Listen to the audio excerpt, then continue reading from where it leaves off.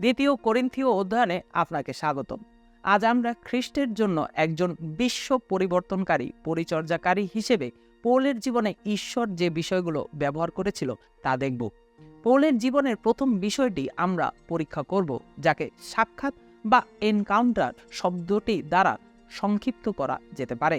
পৌলের একটি ব্যক্তিগত সাক্ষাৎ হয় যেখানে তিনি দামেস্কের পথে মহিমান্বিত খ্রিস্টকে দেখেন। পৌল সেই সাক্ষাৎ হওয়ার কথা বলেন যখন তিনি রাজা, গভর্নর, ধর্মীয় নেতা এবং খুনি জনতার সামনে দাঁড়ান। দামেস্ক রাস্তার অভিজ্ঞতা তার জীবনকে বদলে দেয়। তিনি একজন মহান ধর্মপ্রচারক, যাজক, শিক্ষক এবং লেখক হয়ে ওঠেন। তিনি নিঃসন্দেহে মণ্ডলীর ইতিহাসে সবচেয়ে প্রভাবশালী খ্রিস্টিয়ান। এমন কোনো খ্রিস্টিয়ান নেই যার জীবন তার পরিচর্যা দ্বারা প্রভাবিত হয়নি। যদিও তিনি একজন প্রতিভাধর রাব্বি এবং পণ্ডিত ছিলেন, সত্যিকার অর্থে অন্যতম সেরা চিন্তার অধিকারী। দামেস্কের অভিজ্ঞতা তার হৃদয়কে পরিবর্তন করে এবং তার মনকে নতুন করে তোলে। সে আর কখনোই পূর্বের দৃষ্টিভঙ্গি নিয়ে তাকায় না। এরপরও পৌলের আরও অনেক ব্যবহারিক এবং আধ্যাত্মিক সাক্ষাৎ রয়েছে।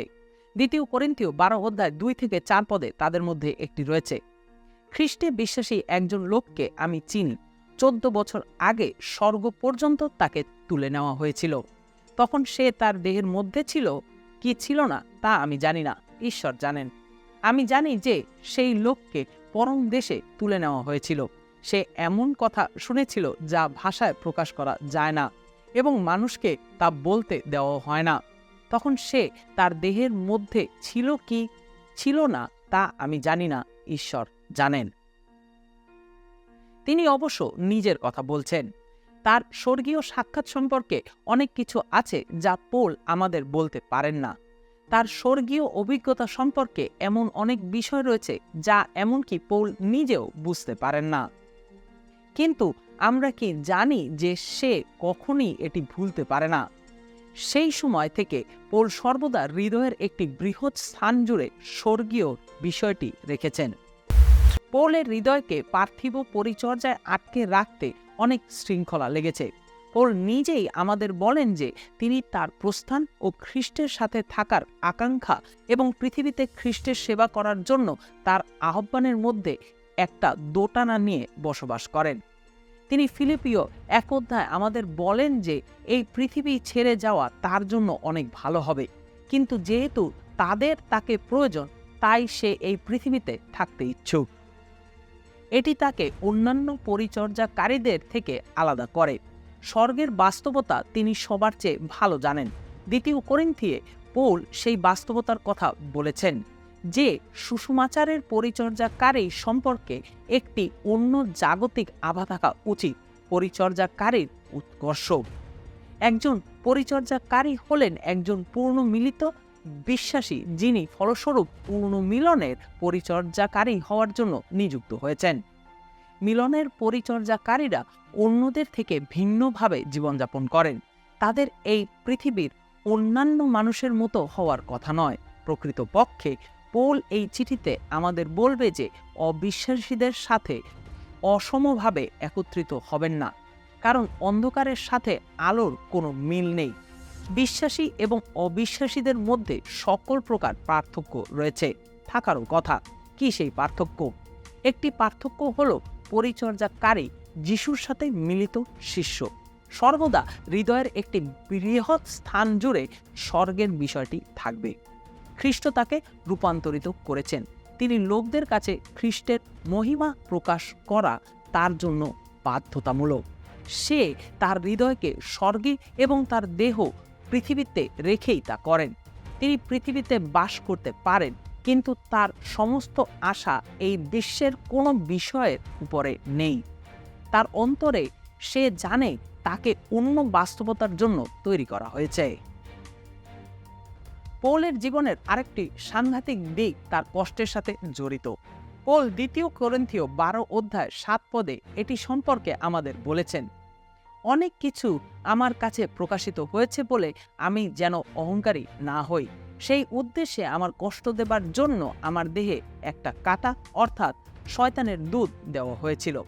হয়তো শরীরে এই কাটা কোনো শারীরিক অসুস্থতা বা অন্য কিছু ছিল। বাক্যাংশটি সম্ভবত পুরাতন নিয়মের বিচারকর্তৃগণ 2 অধ্যায় 3 পদের থেকে টানা হয়েছে, যেখানে ইসরায়েলীয়রা কনানীয়দের সাথে যুদ্ধে ব্যর্থ হয়েছিল। সেখানে লেখা আছে, সেই জন্য এখন আমি তোমাদের বলছি যে আমি তোমাদের কাছ থেকে এই লোকদেরকে তাড়িয়ে দেব না, তারা তোমাদের জন্য ফাঁদ হবে। পৌল আমাদের বলে যে এই কাটা মাংসের কিছু উদ্দেশ্য পূরণ করে। আপনি যদি একটি সম্পর্ক চিন্তা করেন, আপনি যদি পৌলের সাক্ষাৎ এবং প্রকাশগুলো পেয়ে থাকেন, তবে আপনার কি আধ্যাত্মিক গর্ব নিয়ে সমস্যা হবে না? অথবা আপনি যদি নতুন নিয়মের অর্ধেকটাই লিখতেন?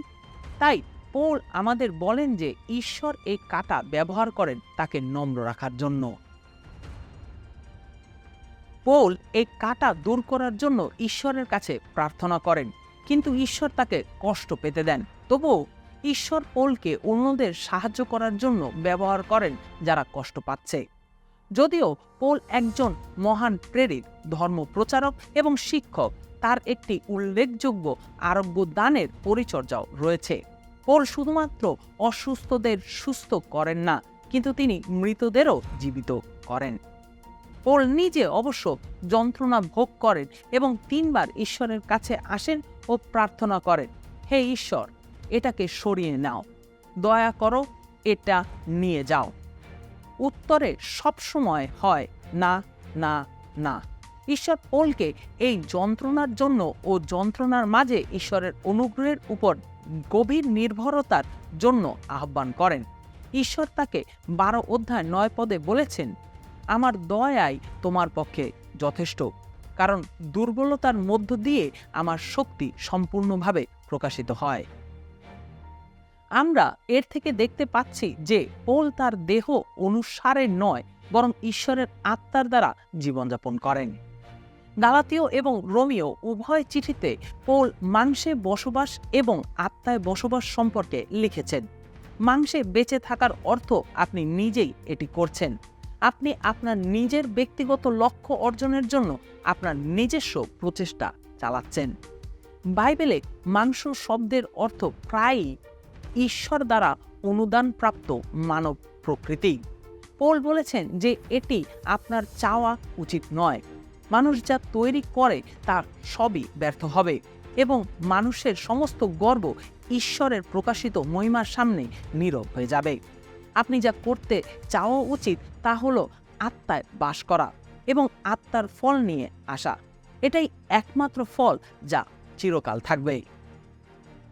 এখন পৌলকে আত্মায় রাখার জন্য এবং মাংসে নয়, ঈশ্বর পৌলকে একটি কাটা রাখার অনুমতি দেন। আমরা এই সমস্যার সঠিক প্রকৃতি জানি না। কিছু লোক মনে করে যে এটি তার চোখের অবস্থা হতে পারে, কারণ আমরা গালাতীয়দের মধ্যে তার দুর্বল দৃষ্টিশক্তির ইঙ্গিত দেখতে পাই। এটি শারীরিক নাও হতে পারে, যেমন এটি চলমান প্রলোভন। আমরা নিশ্চিতভাবে জানি না। যাই হোক, একটি বিষয় নিশ্চিত, ঈশ্বর পৌলকে বলেন, আমি তোমাকে দুর্বল রাখব, কারণ আমার শক্তি দুর্বল মানুষের জীবনে প্রদর্শিত হয়। এইভাবে লোকেরা জানবে যে তোমার মধ্যে শক্তি আমার কাছ থেকে আসছে, নিজের থেকে নয়।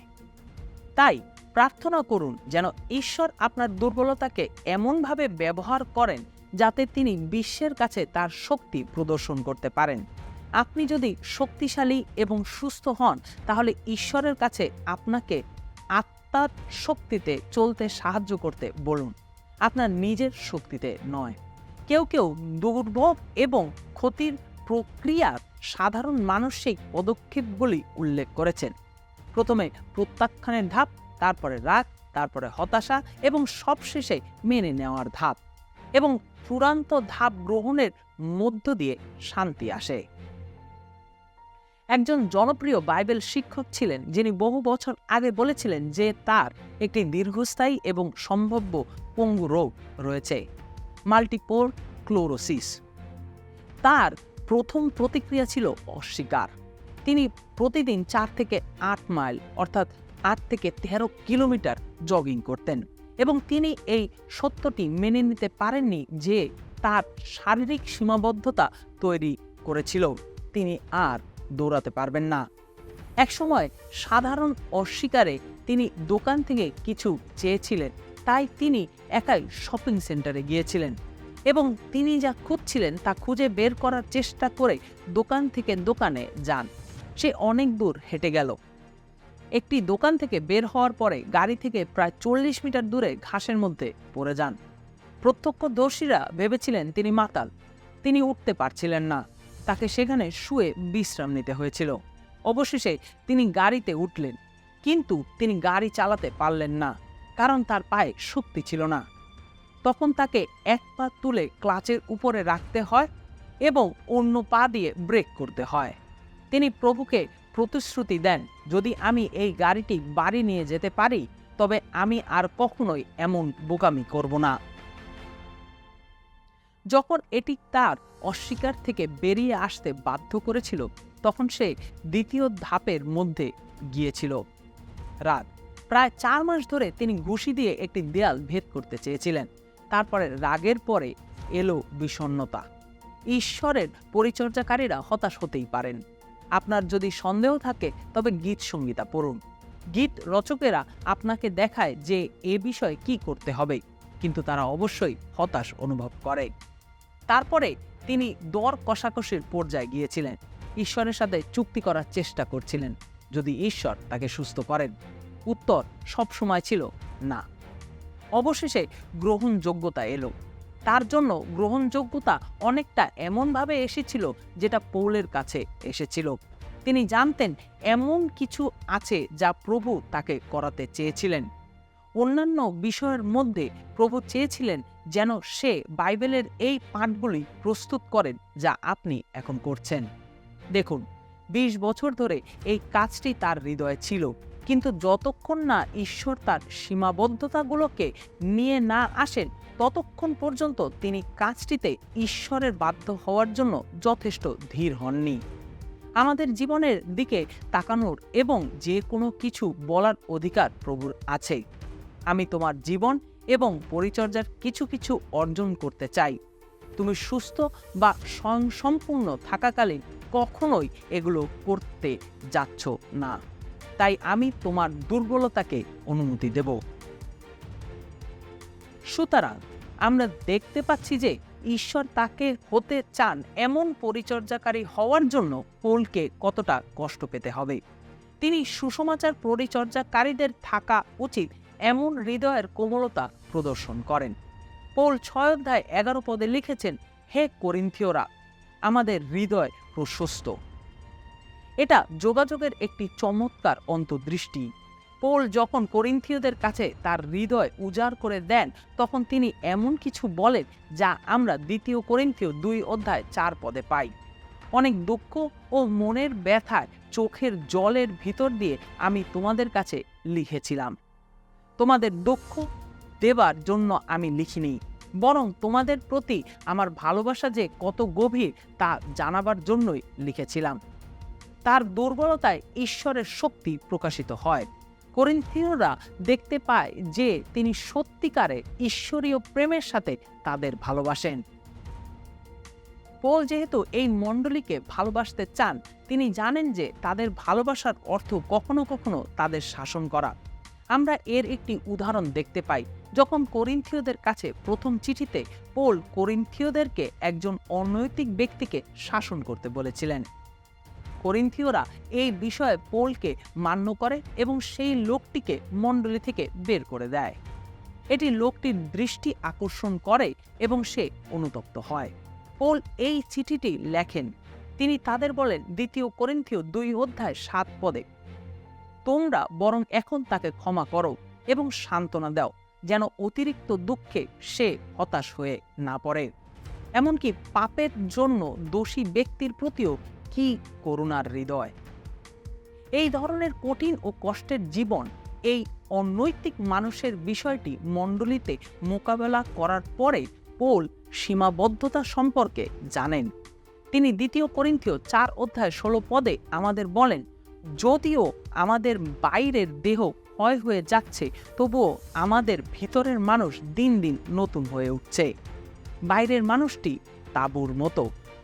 5 অধ্যায়ে পৌল আমাদেরকে বলেন যে মৃত্যু বিশ্বাসীর জন্য শুধুমাত্র তার তাঁবু গুটিয়ে নেওয়ার বিষয়। তার বাইরের মানুষটি, যাতে তার ভিতরের মানুষটি খ্রিস্টের সাথে নির্বিঘ্নে যেতে পারে। পুনরুত্থানে এটি পুনর্নবীনীকৃত করা হবে, চিরকালের জন্য অক্ষয় হয়ে উঠবে, কিন্তু এখন এটা আমাদের পরিষেবাকে সীমিত করে। শেষ করছি। আসুন আমরা কি শিখেছি তা বিবেচনা করি। পৌলের দামেস্ক রাস্তার রূপান্তরের একটি সাক্ষাৎ বা এনকাউন্টার আছে, এবং জীবন পরিবর্তনকারী স্বর্গীয় সাক্ষাৎকার বা এনকাউন্টার আছে। পৌল এদের একটিও হারায় না। আমাদের কখনই অন্য লোকদের প্রতি ঈশ্বর প্রদত্ত অভিজ্ঞতাগুলোকে অনুকরণ করার চেষ্টা করা উচিত নয়, তবে আমাদের সেই বিশ্বাস এবং সেবাকে অনুকরণ করা উচিত যা সেই অভিজ্ঞতাগুলোকে পাওয়ার সুযোগ দিয়েছে। আমাদের উচিত সেই অভিজ্ঞতাগুলোকে স্বাগত জানানো যা ঈশ্বর আমাদের পেতে চান, কারণ ঈশ্বরের সাথে সাক্ষাৎ আমাদেরকে রূপান্তরিত করে, যেমন জীবনের অভিজ্ঞতাগুলি ঈশ্বর আমাদের গঠনের উপায় হিসেবে নিয়ে আসেন।